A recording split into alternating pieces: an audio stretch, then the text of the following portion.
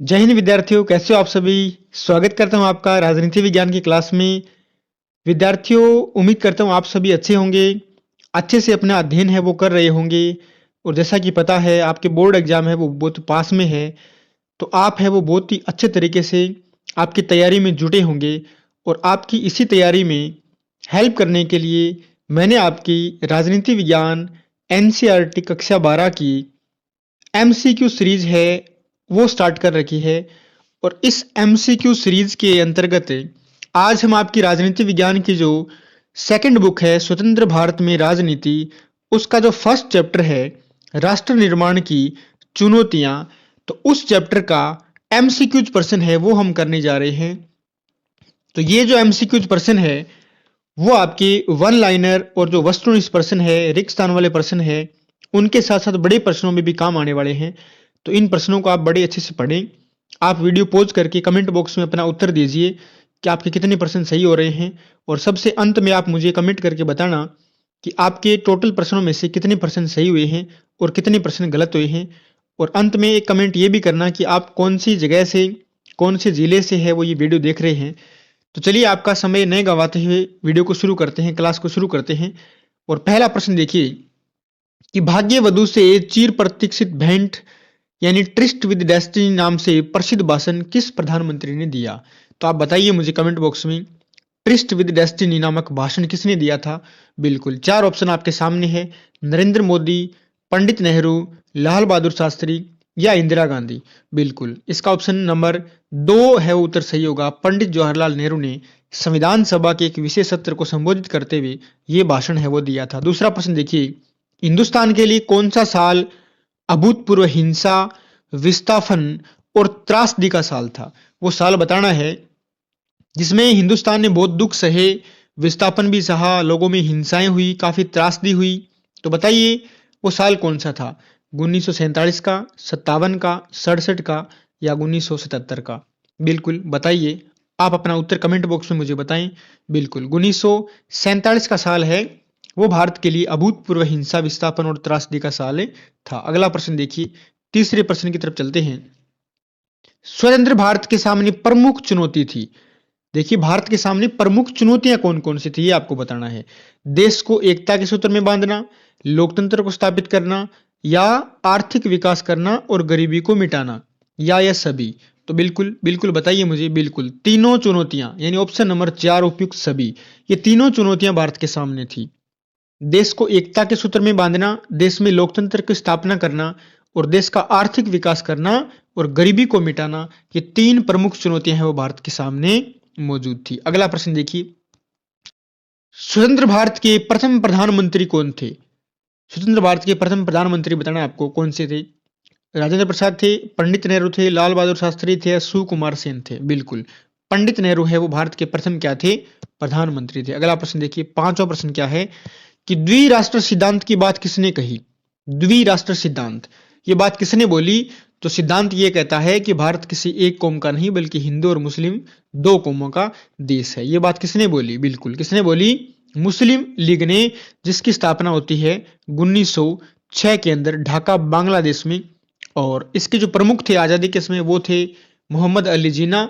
उन्होंने द्विराष्ट्र सिद्धांत दिया और जो ये सिद्धांत था वो कौन सी पार्टी का था, मुस्लिम लीग का था। छठा प्रश्न देखिए, स्वतंत्र भारत के सामने मुख्य तौर पर तात्कालिक चुनौती क्या थी। तो हमारे भारत के सामने हमने एक प्रश्न ऊपर देखा कि प्रमुख चुनौतियां, उसमें तो सभी आएगी, लेकिन तात्कालिक चुनौती यानी सबसे पहली चुनौती कौन सी थी। बाकी दो चुनौतियों के बारे में तो बाद में निपटेंगे, लेकिन सबसे पहले जो चुनौती थी जिसका सामना करना था भारत को, वो कौन सी थी बताइए। बिल्कुल बिल्कुल पहली चुनौती, देश को एकता के सूत्र में बांधना, ये सबसे बड़ी चुनौती थी हमारे सामने। तो ये तात्कालिक चुनौती थी। आगे चलते हैं, सातवां प्रश्न देखिए, ब्रिटिश इंडिया, ब्रिटिश इंडिया को कितने भागों में बांटा गया। ब्रिटिश इंडिया का विभाजन कर दिया था अंग्रेजों ने कितने भागों में, 2 भागों में, 3 भागों में, 4 भागों में, 5 भागों में। बिल्कुल बताइए। बिल्कुल ब्रिटिश इंडिया को कितने भागों में बांटा था, 2 भागों में। तो आप इसमें थोड़ा ध्यान रखना कि दो जो भाग हैं यानी 2 है वो आपके कौन से ऑप्शन में उत्तर है। कई विद्यार्थी क्या करते हैं, जो हड़बड़ाहट में ऑप्शन नंबर 2 सेलेक्ट कर देंगे, नहीं ये नहीं करना है आपको। आपको इसमें ऑप्शन देखना है, ऑप्शन नंबर 1 में है वो 2 संख्या लिखी हुई है, तो इसका ऑप्शन नंबर 1 क्या हो जाएगा, सही उत्तर हो जाएगा। विद्यार्थियों, अब तक हमारे यूट्यूब चैनल को सब्सक्राइब नहीं किया है तो चैनल को जरूर सब्सक्राइब कर दें और नोटिफिकेशन पे ऑल पे क्लिक कर दें, ताकि जैसे ही नई वीडियो आए तो आपको तुरंत क्या मिल जाए, हमारा नोटिफिकेशन मिल जाए। अगला प्रश्न क्या है, सीमांत गांधी के नाम से कौन प्रसिद्ध थे? सीमांत गांधी के नाम से बिल्कुल बताइए। सरदार वल्लभ भाई पटेल थे, खान अब्दुल गफार खान थे, पंडित नेहरू थे, या मोहनदास करमचंद गांधी थे? बिल्कुल बताइए। बिल्कुल ऑप्शन नंबर 2, खान अब्दुल गफार खान, जो कि पश्चिम उत्तर सीमा प्रांत के नेता थे, उनको हम क्या कहते हैं, सीमांत गांधी के नाम से जानते हैं। अगला प्रश्न देखिए, 9वां प्रश्न क्या कहता है कि पंजाब और खालिस्तान का बंटवारा विभाजन की सबसे बड़ी त्रासदी साबित हुआ। खालिस्तान में आपको भरना है कि एक तो पंजाब और एक कौन सा दूसरा राज्य था जिसका जो बंटवारा है वो विभाजन की सबसे बड़ी त्रासदी था? बिल्कुल बताइए। बिल्कुल इसका ऑप्शन हो जाएगा ऑप्शन नंबर 4, पंजाब और बंगाल का बंटवारा है वो विभाजन की सबसे बड़ी क्या था, त्रासदी साबित हो। 10वां प्रश्न देखिए, पश्चिम उत्तर सीमा प्रांत के उस नेता का नाम बताइए जो द्विराष्ट्र सिद्धांत का विरोधी था। यानी वो कौन से नेता थे जिन्होंने द्विराष्ट्र सिद्धांत का विरोध किया था? बिल्कुल हमने अभी बात की थी, वो नेता कौन थे, वो नेता थे खान अब्दुल गफार खान। आगे चलते हैं, 11वां प्रश्न देखिए, 1951 के समय भारत की आबादी में कुल कितने मुस्लिम थे? देखिए भारत के अंदर 1951 में क्या होती है, 1951 में भारत की होती है जनगणना। सबसे पहली जनगणना भारत में कब में होती है, वो होती है 1872 में, और फिर नियमित रूप से वो 1881 में जनगणना है वो शुरू होती है। तो उसके बाद में आजाद भारत की पहली जनगणना कब हुई थी, 1951 में। तो उस समय भारत में कितने परसेंट मुस्लिम थे? बिल्कुल ऑप्शन नंबर 2, 12% उस समय क्या थे, भारत में मुस्लिम लोगों की जनसंख्या थी। 12वां प्रश्न देखिए, 15 अगस्त 1947 के दिन महात्मा गांधी कहाँ थे? गांधी जी कहाँ थे जिस दिन हमें आजादी मिली? बिल्कुल गांधी जी कहाँ पे थे, गांधी जी थे कोलकाता के अंदर। कोलकाता में क्या कर रहे थे, तो कोलकाता में हिंदू और मुसलमानों के बीच में जो हिंसा भड़क गई थी, तो उन दंगों को शांत करवाने के लिए गांधी जी कोलकाता के अंदर थे। आगे चलते हैं, महात्मा गांधी की शहादत का दिन, महात्मा गांधी कब शहीद हुए, वो तारीख आपको बतानी है। बिल्कुल बताइए कौन सी तारीख थी, तारीख कौन सी थी, 30 जनवरी 1948 के दिन नाथुराम विनायक गोडसे ने महात्मा गांधी को प्रार्थना सभा में 3 गोलियां मारकर महात्मा गांधी की क्या कर दी थी, हत्या कर दी थी 30 जनवरी 1948 को। और एक बहुत बड़े जो महापुरुष थे उनका क्या हो जाता है, देहांत हो जाता है। 14वां प्रश्न देखिए क्या है, 14वां प्रश्न, आजादी के समय भारत के कुल कितने रजवाड़े थे? आजादी के समय भारत में कुल कितने रजवाड़े थे, रजवाड़ों की संख्या बतानी है आपको। बिल्कुल बताइए कितने थे, बिल्कुल रजवाड़ों की संख्या कितनी थी, 565 थी। ऑप्शन नंबर 1, 565 भारत में क्या थे, रजवाड़े थे। अगला प्रश्न देखिए, 15वां प्रश्न क्या है, सारे के सारे प्रश्न है वो सुपर डुपर क्वेश्चन है जो बोर्ड एग्जाम में आपको निश्चित रूप से नजर आने वाले हैं आपके एग्जाम में। सबसे पहले किस रियासत ने अपनी आजादी की घोषणा की?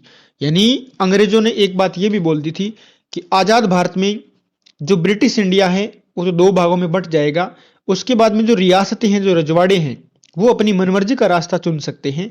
तो उस समय एक रियासत कौन सी थी सबसे पहले जिसने बोला कि हम तो क्या रहेंगे, आजाद रहेंगे? तो वो रियासत कौन सी थी, वो थी त्रावणकोर। कौन सी, त्रावणकोर, जो वर्तमान में केरल में स्थित है, वो रियासत थी जिसने सबसे पहले क्या की थी, अपनी आजादी की घोषणा कर दी थी। आगे देखिए 16वां प्रश्न क्या है, देशी रियासतों को भारत में मिलाने पर किसने सबसे ऐतिहासिक भूमिका निभाई? तो वो उस आदमी का, उस व्यक्ति का, उस महापुरुष का नाम बताना है जिसने भारत के अंदर देशी रियासतों को मिलाने में सबसे बड़ी ऐतिहासिक भूमिका निभाई थी। और हमें उस महान आत्मा को नमन करना चाहिए, क्योंकि अगर वो व्यक्ति नहीं होता तो मेरा मत है कि पता नहीं आज हिंदुस्तान के कितने टुकड़े होते। तो ऐसे महापुरुष कौन थे, सरदार वल्लभ भाई पटेल है, वो क्या थे जिनको लौह पुरुष के नाम से हम जानते हैं, उन्होंने बहुत बड़ी भूमिका निभाई थी। 17वां प्रश्न देखिए क्या कह रहा है, रजवाड़ों के भारत में विलय के सहमति पत्र को क्या कहा जाता है?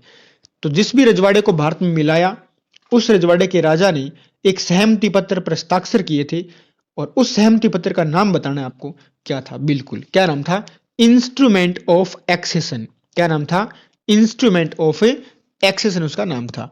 18वां प्रश्न देखिए क्या कह रहा है, 18वां प्रश्न देखिए, किस रियासत का भारतीय संघ में विलय अन्य की तुलना में कठिन साबित हुआ।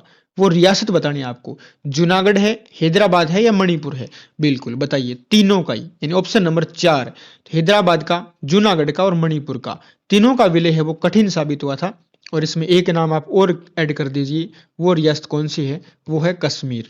तो इन 4 रियासतों का विलय भारत में कठिन साबित हुआ था। 19वां प्रश्न देखिए क्या कह रहा है। 19वां प्रश्न, हैदराबाद के शासक को किस नाम से जानते थे। हैदराबाद के शासक को, बिल्कुल बताइए, हैदराबाद के शासक को हम क्या कहते थे, निजाम कहते थे। क्या कहते थे, निजाम कहा जाता था। 20वां प्रश्न देखिए क्या कह रहा है।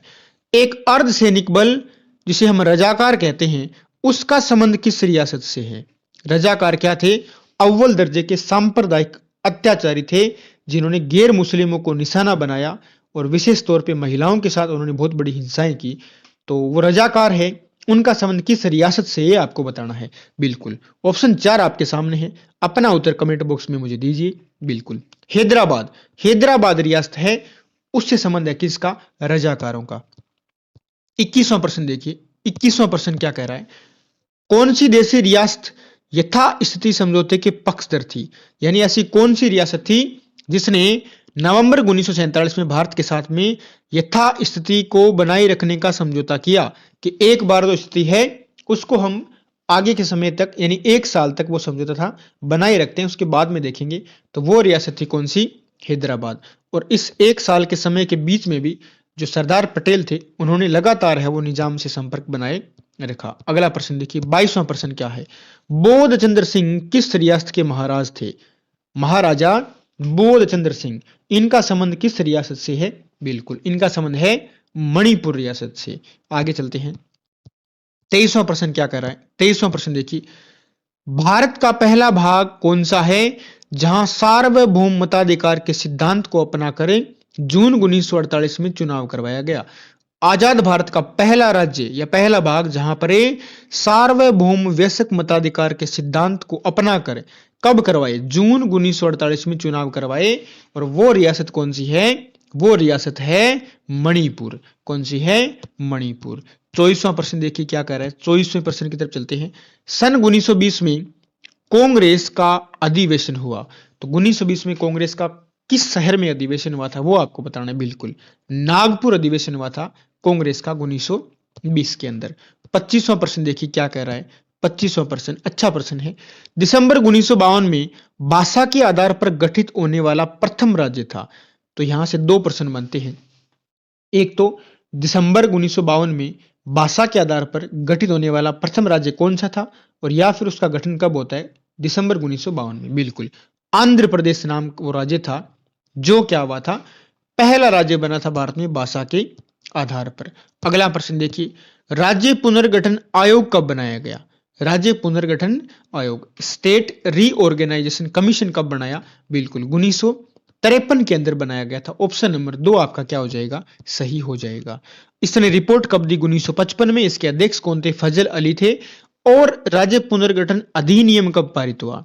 राज्य पुनर्गठन अधिनियम आपको बताना है, तो अधिनियम पारित हुआ था 1956 के अंदर। 55 में रिपोर्ट दी, 53 में बना, और 56 में क्या कर दिया, अधिनियम पारित कर दिया। 28वां प्रश्न देखिए, 28वां प्रश्न क्या कर रहा है। राज्य पुनर्गठन अधिनियम 1956 के आधार पर कितने राज्य व केंद्र शासित प्रदेश बनाए गए। अच्छा प्रश्न है।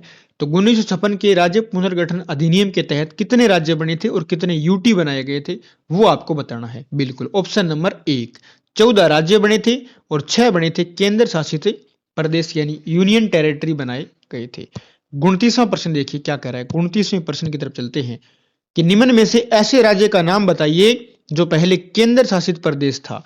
या फिर ऐसे प्रश्न आ सकता है वन लाइनर में कि ऐसे राज्यों के नाम बताइए जो पहले क्या थे, केंद्र शासित प्रदेश थे। गोवा, मणिपुर और हिमाचल प्रदेश। बिल्कुल उपयुक्त सभी, तीनों ही पहले क्या थे, तीनों ही पहले क्या थे, तीनों ही पहले थे केंद्र शासित प्रदेश। 30वां प्रश्न क्या कह रहा है।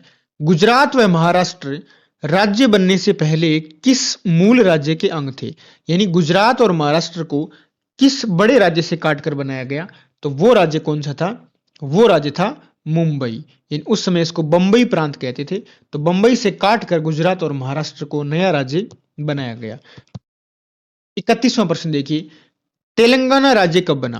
तेलंगाना राज्य कब बनता है ये आपको बताना है। बिल्कुल 2 जून 2014 को, 2 जून 2014 को क्या बना था? तेलंगाना भारत का एक नया राज्य बना था। अगला प्रश्न देखिए 32वां प्रश्न क्या कह रहा है? सन 2000 में कौन से राज्य बने? सन 2000 में क्षेत्रीय असंतुलन और विकास के मामले पर असंतुलन को लेकर 3 राज्य बने थे। ध्यान रखना सन 2000 में बनने वाले तीनों राज्य भाषा के आधार पर नहीं बने थे। ठीक है, वो 3 राज्य कौन से हैं वो आपको बताना है। बिल्कुल ऑप्शन नंबर 1 छत्तीसगढ़, झारखंड और उत्तराखंड। छत्तीसगढ़, झारखंड और उत्तराखंड 3 राज्य ऐसे थे जिनको क्षेत्रीय असंतुलन और विकास के मामले में असंतुलन के विषय पर बनाए गए थे। बिल्कुल, तो स्टूडेंट ये थे आपके पहले अध्याय के कुछ इंपॉर्टेंट प्रश्न। उम्मीद करता हूं आपके ये प्रश्न तैयार होंगे। आप कमेंट करके मुझे बताएं कि इनमें से कितने प्रश्न हैं वो आपके सही हुए हैं। और अब तक हमारे YouTube चैनल को सब्सक्राइब नहीं किया तो प्लीज चैनल को सब्सक्राइब करें, वीडियो को शेयर करें अपने फ्रेंड्स के साथ में। और स्टूडेंट मिलते हैं इसी प्रकार के किसी नए वीडियो में, अगले MCQ सीरीज के वीडियो में। तब तक के लिए जय हिंद, जय भारत, टेक केयर।